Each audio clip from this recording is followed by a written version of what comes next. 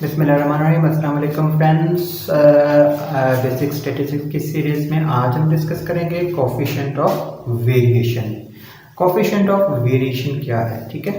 तो इसको हम कुछ ऐसे जो है वो समझने की कोशिश करते हैं कि आपके पास दो बैट्समैन हैं, दो क्रिकेट बैट्समैन हैं, ठीक है। एक की एवरेज है, ठीक है, एक की एवरेज यानी उसका जो मीन है दैट इज इक्वल टू 40 है, ठीक है। दूसरा जो बैट्समैन है उसकी एवरेज है दैट इज इक्वल टू, उसकी भी 40 है, ठीक है। इसके साथ मैं यहाँ पे 2 लिख रहा हूँ और ये जो है वो 1, ठीक है। यानी जो फर्स्ट बैट्समैन है उसके लिए x बार 1 लिखा है, उसकी एवरेज भी 40 है। जो दूसरा बैट्समैन है उसकी एवरेज भी 40 है, x बार 2 उसका भी जो है वो 40 है। दोनों में से कौन सा बैट्समैन अच्छा है, ठीक है। अगर तो किसी एक की एवरेज ज्यादा होती, सपोज इसकी 45 होती, इसकी 40 होती, तो हम कहते हैं कि ये वाला बैट्समैन इससे अच्छा है, ठीक है। अगर इसकी ज्यादा होती तो हम ये कह देते कि ये अच्छा है, ठीक है। तो बहुत सिंपल होता आपके लिए कि अगर इनकी एवरेजेस जो है वो ऊपर नीचे होती हैं, ठीक है, तो हम कह सकते थे कि ये बैट्समैन इसके मुकाबले में जो है वो अच्छा है, ठीक है। तो यहाँ पे हम इसको कैसे फाइंड कर सकते हैं कि इनमें से कौन सा अच्छा बैट्समैन है।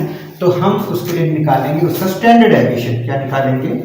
स्टैंडर्ड डेविएशन, ठीक है। फॉर एग्जांपल इस बैट्समैन का जो है SD1 जो है that is equal to for example 10 है, ठीक है। इसका स्टैंडर्ड डेविएशन जो है वो 10 है, ठीक है। जबकि इसका स्टैंडर्ड डेविएशन जो है वो है SD2 that is equal to 5, ठीक है, दैट इज इक्वल टू 5, ठीक है।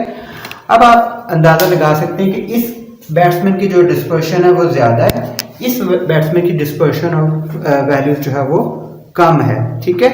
यानी कि हम ये कहेंगे कि ये बैट्समैन जो है वो इनकंसिस्टेंट है और ये बैट्समैन जो है वो कंसिस्टेंट है, ठीक है। ये बैट्समैन कभी 0 पे आउट हो जाता है, कभी 80 कर लेता है, ठीक है।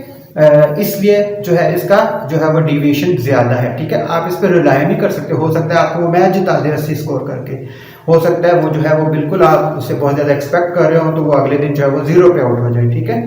जबकि ये जो बैट्समैन है ये रिलायबल है, ये आपको जरूर 35, 40, 45 करके देगा, ठीक है, क्योंकि इसका स्टैंडर्ड डेविएशन कम है, इसका स्टैंडर्ड डेविएशन जो है वो कम है। तो ये बैट्समैन जो है वो मोर रिलायबल है, ये बैट्समैन जो है वो लेस रिलायबल है। ये बैट्समैन इनकंसिस्टेंट है और ये बैट्समैन कंसिस्टेंट है, ये बैट्समैन कंसिस्टेंट है, ठीक है। क्योंकि इसका डिस्पर्शन कम है, यानी इसका स्टैंडर्ड डेविएशन कम आने का मतलब ये है कि इसकी वैल्यूज जो है वो मीन के ज्यादा करीब है। यानी ये कभी ये 35 कर लेता है, कभी 38 करता है, कभी 45 कर लेता है, ठीक है। तो इस वजह से जो है वो इसकी वैल्यूज मीन के ज्यादा करीब है, जिसकी वजह से इसका स्टैंडर्ड डेविएशन या इसका डिस्पर्शन कम है, ठीक है। इसलिए ये बैट्समैन ज्यादा रिलायबल है। जबकि इस बैट्समैन का के केस में ये है कि वैल्यूज मीन से ज्यादा हट के हैं, ठीक है। वो कभी 0 पे आउट हो जाता है, कभी 80 कर जाता है, ठीक है। तो इस वजह से जो उसकी एवरेज है, एवरेज उतनी ही है, लेकिन आप इस बैट्समैन पर रिलाय नहीं कर सकते। हो सकता है बहुत अच्छा खेल जाए, लेकिन हो सकता है वो बिल्कुल 0 आपको जो है वो पूरी तरह जो है वो आपकी टीम को जो है मुश्किलात में डाल दे, तो आप इस पर रिलाय नहीं कर सकते। अच्छा, अगर अब ऐसी सिचुएशन आए कि एक बैट्समैन है जिसकी एवरेज है suppose x bar 1 that is equal to 25, ठीक है, और x bar 2 that is equal to suppose 40, ठीक है। x बार 2 40 है, x बार 1 जो है वो 25 है, ठीक है। अब यहां पे कौन सा बैट्समैन ज्यादा कंसिस्टेंट है, ठीक है। ये बैट्समैन ज्यादा कंसिस्टेंट है या ये बैट्समैन ज्यादा? एवरेज बेशक इसकी ज्यादा हो सकता है, ये जो जिसकी एवरेज 25 है वो 7वें नंबर पे बैटिंग करता हो, उसको इतना मौका ना मिलता हो, लेकिन एनी हाउ उसकी एवरेज 25 है, इसकी एवरेज 40 है, ठीक है। अब हमने अगर इसकी कंसिस्टेंसी फाइंड करनी है तो हम उसका क्या करेंगे? उसका स्टैंडर्ड डेविएशन निकालेंगे। तो जब हम उसका स्टैंडर्ड डेविएशन निकालेंगे SD1, सपोज ये आता है, पहले बैट्समैन का आता है 5, ठीक है, अब जो है इसका जो है स्टैंडर्ड एविएशन जो है SD2 that is also equal to 5, that is also equal to 5, यानी दोनों का स्टैंडर्ड एविएशन 5 है। तो क्या इसका ये मतलब है कि दोनों बराबर कंसिस्टेंट है? ये भी उतना ही कंसिस्टेंट है जितना ये कंसिस्टेंट है? नहीं, अगर उसकी वजह यह है कि रिलेटिवली ये बैट्समैन ज्यादा कंसिस्टेंट है, क्योंकि इसका स्टैंडर्ड एविएशन इसकी एवरेज के मुताबिक बहुत कम है, जबकि इसका स्टैंडर्ड एविएशन इसकी एवरेज के मुताबिक ज्यादा है। रिलेटिवली उसकी एवरेज के साथ उसका कंपैरिजन करें तो वो ज्यादा है। इसी वजह, यही वजह है कि हम उसके लिए फॉर्मूला यूज करते हैं CV coefficient of variation that is equal to SD standard deviation over mean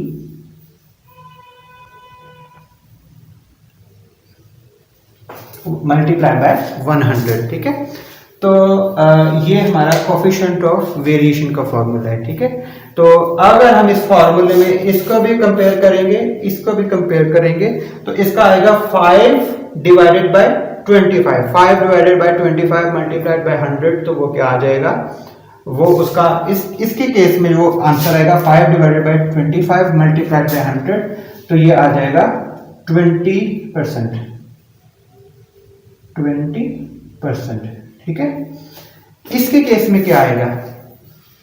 ठीक है, इसके केस में आएगा 5 divided by 40, 5 divided by 40 multiplied by 100, 5 divided by 40 multiplied by 100, तो आंसर क्या आएगा?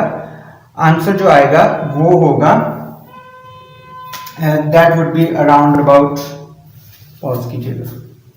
ओके, तो इस बैट्समैन के केस में जो सेकंड बैट्समैन है, इसकी एवरेज 40 है, स्टैंडर्ड एविएशन 5 है, तो इसका जो हम कोफिशिएंट ऑफ वेरिएशन के फॉर्मूले में रखेंगे तो इसका आंसर आएगा इक्वल टू 12.5%। परसेंट का यूनिट हम इसकी वैल्यू के साथ लगाएंगे। ठीक है, तो कोफिशिएंट ऑफ वेरिएशन ये बता देगा कि कौन कितना ज्यादा कंसिस्टेंट है और वेरिएशन किस में ज्यादा है किस में कम है relative to their mean, relative to their mean. Standard deviation जो है वो सिर्फ एक ओवरऑल एब्सोल्यूट वैल्यू बता देगा कि किस में वेरिएशन ज्यादा है किस में वेरिएशन कम है, जबकि coefficient of variation basically compare कर देता है कि with respect to their mean वो उसमें डिस्पर्जन कितनी है। ठीक है, तो यहाँ पे जो है वो जिस बैट्समैन की अगर बैट्समैन की हम एग्जांपल लें इसमें, तो जिस बैट्समैन का कोफिशिएंट ऑफ वेरिएशन कम आएगा वो ज्यादा कंसिस्टेंट होगा, और जिसका कोफिशिएंट ऑफ वेरिएशन ज्यादा आएगा वो कम कंसिस्टेंट होगा। ठीक है, आई होप कि आपको इस चीज की समझ आई होगी। तो thank you for listening this lecture. अगर आपको कोई इसमें प्रॉब्लम हो तो कमेंट सेक्शन में ज़रूर जो है वो उसके बारे में आप डिस्कस करें। ठीक है, तो इंशाल्लाह नेक्स्ट वीडियो में फिर मुलाकात होती है। अस्सलाम वालेकुम।